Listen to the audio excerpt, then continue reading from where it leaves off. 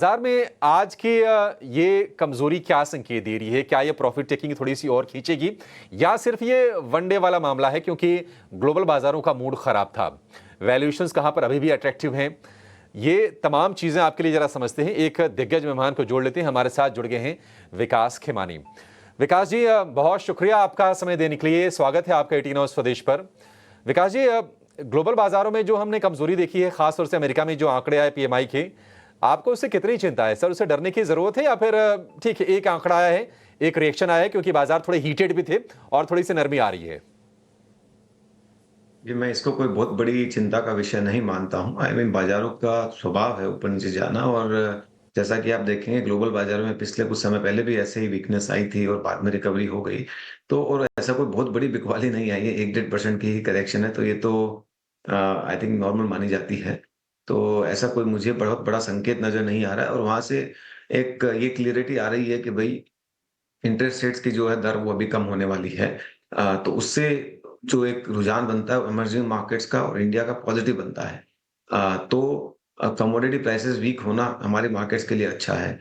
Global interest rates नीचे जाना हमारे मार्केट्स के लिए अच्छा है। ऑयल प्राइसेस नीचे जाना हमारे मार्केट्स के लिए अच्छा है। तो मैं मानता हूँ कि इंडिया के लिए सारे पॉजिटिव सेंटिमेंट्स हैं। ऑफ कोर्स कोई भी सेंटिमेंटली मार्केट्स गिर सकता है। अगर बाहर के बाजार गिरेंगे तो सेंटिमेंटली हमारा मार्केट भी गिर सकता है। ऐसा इस पे कोई इकोनॉमिक इम्पैक्ट होना ज़रूरी नहीं है। और जब इकोनॉमिक इम्पैक्ट नहीं होता है इकोनॉमी पे, तो मार्केट्स आगे पीछे रह के वापस आ जाते हैं। ठीक है, तो बहुत ज़्यादा गिरावट इन स्तरों से नहीं दिख रही है। विकास जी नमस्कार, मैं सृष्टि बात कर रही हूँ। सर, जब हम आपके पहले के कुछ कमेंट्रीज देखे तो कई सारे सेक्टर्स जो हैं आपको पसंद आ रहे थे, जिसमें कि केमिकल, साइबर सिक्योरिटी एक थीम थी जो कि आपको पसंद थी।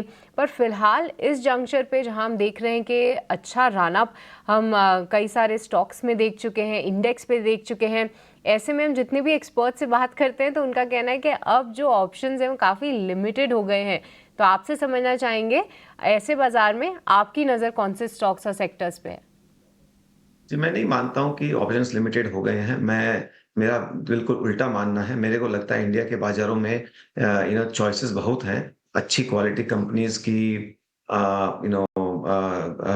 Across sectors. मैं मेरे 25-30 साल के करियर में पहली बार ऐसा देख रहा हूँ, जहाँ पे अपॉर्च्युनिटी स्ट्रक्चरल है, अक्रॉस 5-6 बड़े कैटेगरीज़ में है। मैन्युफैक्चरिंग में है, फाइनेंशियल्स में है, कंजम्पशन में है, इंफ्रास्ट्रक्चर में है, सर्विसेज़ में है। तो और ये स्ट्रक्चरल सस्टेनेबल लग रही है। तो जब ऐसा होता है तब तक आपके पास चॉइस होती है आप कहाँ-कहाँ इन्वेस्ट करें। तो मैं नहीं मानता हूँ कि चॉइसेस की कमी है। और मैं ये भी नहीं मानता हूँ कि वैल्यूएशंस बहुत ज़्यादा महँगे हैं। वैल्यूएशंस सस्ते नहीं हैं, बट महँगे भी नहीं हैं। और इंडिया जैसी ट्रांसफॉर्मेटिव स्टोरी जब भी होती है, सस्ता होना स्वाभाविक नहीं है, क्योंकि क्यों सस्ता होगा? होने सस्ता होगा तो आज चाइनीज़ मार्केट सस्ता है तो उसका कारण है। इंडियन मार्केट सस्ता इसलिए नहीं, क्योंकि यहाँ पे कारण है उसका, एक सस्टेनेबल ग्रोथ है। तो जो लोग इसको इस नज़रिए से देखते हैं कि मार्केट सस्ता होना चाहिए, वो इस मार्केट को मिस करते जाएँगे। क्योंकि मेरे को नहीं लगता मार्केट अगले 10 सालों में सस्ता होगा। करेक्शन आना अलग बात है। करेक्शन, शॉर्ट टर्म करेक्शन जब भी आते हैं, कोई आदमी इन्वेस्ट नहीं करता है, सब घबरा जाते हैं कि और करेक्शन आएगा। पर आप देखेंगे तो पिछले 2 सालों से जब भी करेक्शन आता है, दे आर शॉर्ट लिव्ड। आते हैं और तुरंत लोग इन्वेस्ट करने से पहले ही चले जाते हैं। उन करेक्शन पूरा हो जाता है। तो ये इस तरह का जब भी होता है, वो बुल मार्केट के शॉर्ट लिव्ड करेक्शंस होते हैं। तो मुझे लगता है मार्केट्स में मुझे कोई खराबी नहीं लगती है। स्ट्रक्चरली कोई वीकनेस नहीं लगती है। शॉर्ट टर्म वॉलेटिलिटी तो आती रहती है, मार्केट का नेचर है।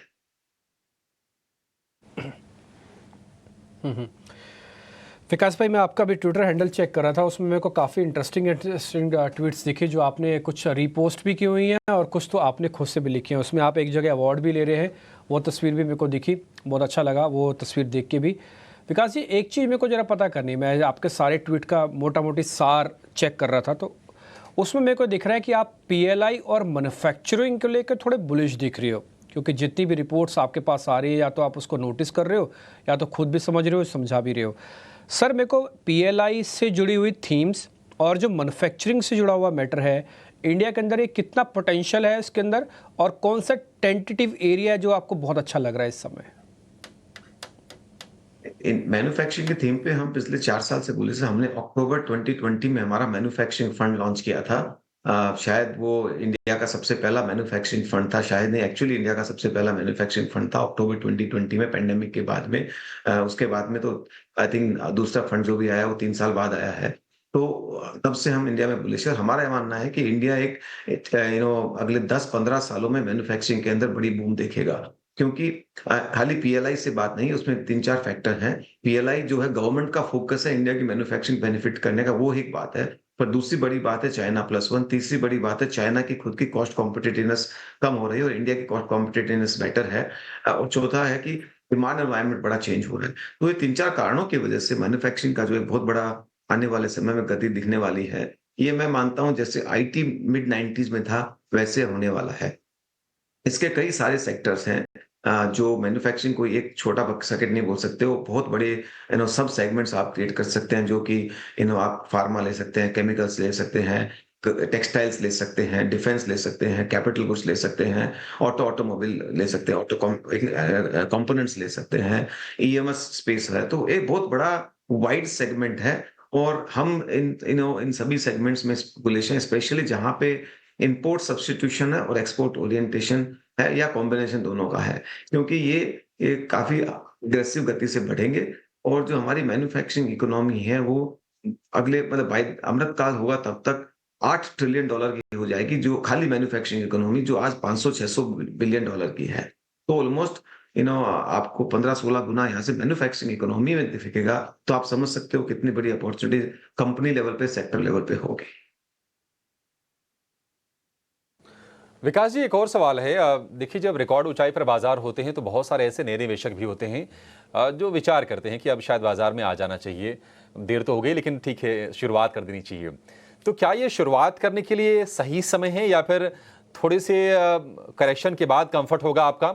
और दूसरी चीज़, अगर शुरुआत करनी है तो कौन से सेगमेंट वो हैं जहां पर आपको वैल्यूएशन वाइज और ग्रोथ वाइज पोटेंशियल ठीक दिख रहा है? रिटेल इन्वेस्टर को अगर शुरुआत करनी है तो उनके लिए बेस्ट तरीका ही म्यूचुअल फंड है। और शुरुआत जहां तक इन्वेस्टिंग की बात है, जब जागो तब सवेरा है। जैसा मैंने कहा, इंडिया ट्रांसफॉर्मेटिव जर्नी से गुजर रहा है। ये अगले 10-15-20 साल की अपॉर्चुनिटी है। तो जब इस तरह की अपॉर्चुनिटी आती है, उसका वेट नहीं किया जाता है। क्योंकि मैं जानता हूं बहुत सारे इन्वेस्टर्स एंड काफी लोग आके इंडिया में बात करके डरा भी रहे हैं कि 18,000 20,000 से लोग करेक्शन का वेट कर रहे हैं। तो करेक्शन कब आएगा वो तो मुझे नहीं पता है। पर ये लोगों की अपॉर्चुनिटी ज़रूर छूटे जा रही है। तो जब कोई भी इकोनॉमी ट्रांसफॉर्मेटिव फेज़ पे होती है, तब मैं मानता हूँ शॉर्ट टर्म करेक्शंस को चिंता करने के बजाय लॉन्ग टर्म इन्वेस्टेड रहना ही सबसे बड़ी बुद्धिमानी का काम है। बाकी हर आदमी अपने हिसाब से निर्णय लेता है, पर ट्रेडिंग के अंदर पैसा नहीं बनेगा ज़्यादा, इन्वेस्टेड रहने से पैसा बनेगा।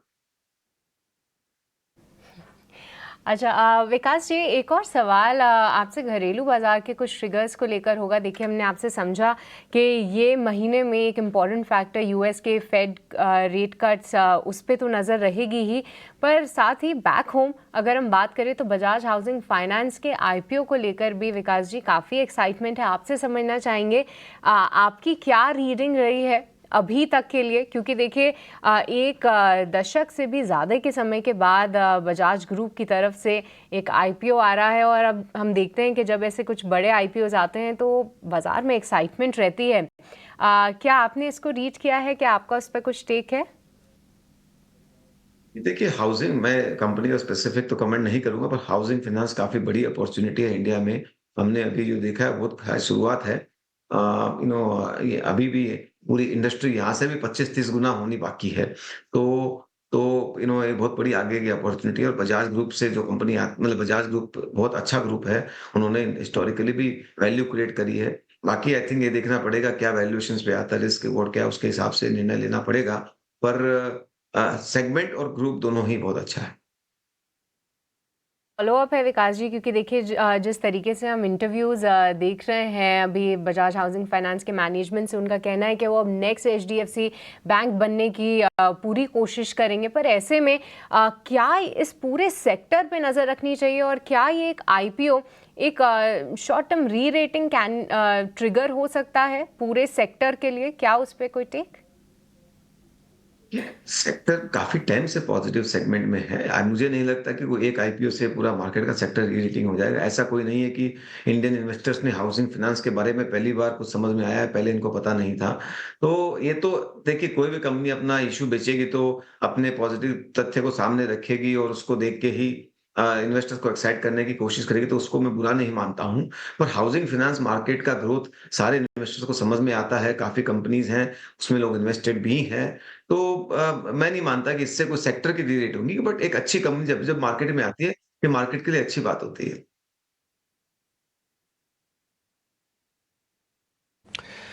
विकास जी, एक आखिरी सवाल होगा। देखिए, हमने तो क्वेश्चंस की झड़ी लगाई आपसे, काफ़ी सारी चीज़ें पूछी हैं आपसे, लेकिन कोई एक और चीज़ जो हमने नहीं पूछी और आप नोटिस करवाना चाहते हो, वो और बता दीजिए। हम तो नहीं पूछ पाए, लेकिन आप वो नोटिस करवाना चाहते हो मार्केट के पॉइंट ऑफ व्यू से। यही कहूँगा कि आई थिंक मार्केट में देखिए, रिस्क तो हमेशा, शॉर्ट टर्म रिस्क हमेशा अराउंड रहती है। पर अगर एक चीज़ बोलूँ कि इंडिया में जो हिस्टोरिकली आप पिछले 30-40 साल की जर्नी देखेंगे कभी भी, तो जो स्ट्रक्चरल रिस्क जो डीप कट आते हैं, उसके 3 या 4 सॉरी 5 कारण रहे हैं। उन पाँचों कारणों को आप देखोगे तो इंडिया में वो सारे रिपेयर हो चुके हैं। तो जैसे कि उससे डीप कट आता है, तो नंबर 1 होता है करंट अकाउंट डेफिसिट। जब-जब हमारा current account deficit out of order जाता है, तब तक हमारी इकोनॉमी और करेंसी में चैलेंज आता है और हमारी इकोनॉमिक हालत खराब हो जाती है। चाहे वो 2012 में हुआ हो या 1992 में हुआ हो। 2012 में आपको ध्यान हो तो हमारा करंट अकाउंट डेफिसिट घट के बढ़ के 4.5% हो गया था, एंड राजन को वो बॉन्ड करना पड़ा था और करेंसी में 20% की गिरावट आई थी और इकोनॉमी पूरी फ्रेजाइल 5 हो गई थी। पार्ट ऑफ फ्रेजाइल 5 हो गई थी जब टेपर टेंडर हुआ था। तो आज वो करंट अकाउंट डेफिसिट का दर जो है 4.5 से घट के 1% हो गया और अगले 5 साल में सरप्लस की ओर जाने वाला है। तो हमारी करेंसी की जो स्टेबिलिटी काफ़ी स्ट्रॉन्ग है और ये इस बात से भी नज़र आता है क्योंकि फेड ने 5% रेट बढ़ाया और हमारी करेंसी को कुछ भी नहीं हुआ। तो ये एक बहुत बड़ी रिपेयर हुई है। दूसरा एस्पेक्ट, जब-जब fiscal deficit out of order जाता है, हमारी इंटरेस्ट रेट्स बढ़ती है, इकोनॉमी चरमरा जाती है। आज हमारा फिस्कल डेफिसिट दुनिया में सबसे बढ़िया मैनेज्ड है। हम देख रहे हैं टैक्स कलेक्शन बढ़ रहा है, तो कोई चिंता का विषय नहीं है। तीसरी बात, जब-जब हमारा बैंकिंग सेक्टर में एनपीए की क्राइसिस होती है, बड़ी 8-10% के आस-पास एनपीए पहुँच जाता है, चाहे वो 2001 हो, चाहे वो 2012 हो, 2018 हो, जब-जब बढ़ा है तब-तब हमारी पूरी इकोनॉमी चरमरा जाती है। आज हमारा banking sector well capitalised, well provided for best in the world है। वहाँ पे कोई बड़ी रिस्क हमको नज़र नहीं आ रही है। चौथा होता है इन्फ्लेशन। जब-जब इन्फ्लेशन आउट ऑफ हैंड जाती है, तब तक इसकी बड़ी तकलीफ हो जाती है। आज हमारा इन्फ्लेशन दुनिया में सबसे बेस्ट मैनेज्ड है। हमने रशियन ऑयल इंपोर्ट करके और फूड साइड में काम करके एक कंट्रोल तरीके से इन्फ्लेशन को मैनेज किया हुआ है। और last, leverage, debt to equity, debt, corporate debt to GDP या debt, government debt to GDP, ये जो भी है हमारा दुनिया में सबसे कम है। हम ऐसी पहली कंट्री है जिसका 2008 की क्राइसिस में डेट टू जीडीपी कम हुआ है। तो जो अगर पाँचों चीजें जो स्ट्रक्चरल वीकनेस मार्केट्स में लाती हैं, वो ही रिपेयर्ड हो चुकी है, तो बाजार में डीप स्ट्रक्चरल सिस्टमिक रिस्क आने के काम बहुत रीजन बहुत कम हो गए हैं। तो शॉर्ट टर्म करेक्शन आ सकते हैं, पर sustainable long term deep correction मुझे नहीं लगता बाजार में आएंगे। उस बात को ध्यान में रख के ही इन्वेस्टर्स को इन्वेस्ट करना चाहिए। ठीक है विकास भाई, बहुत बहुत शुक्रिया, थैंक यू वेरी मच। अच्छा लगा आपसे बातचीत करके, काफ़ी दिनों बाद मुलाकात हुई है सर आपसे, लेकिन उम्मीद करता हूँ आप जल्दी जल्दी मुलाकात होगी आपसे ताकि आपके इंटेलिजेंस हमारे काफ़ी काम आ पाए। विकास भाई बहुत शुक्रिया, thank you very much sir.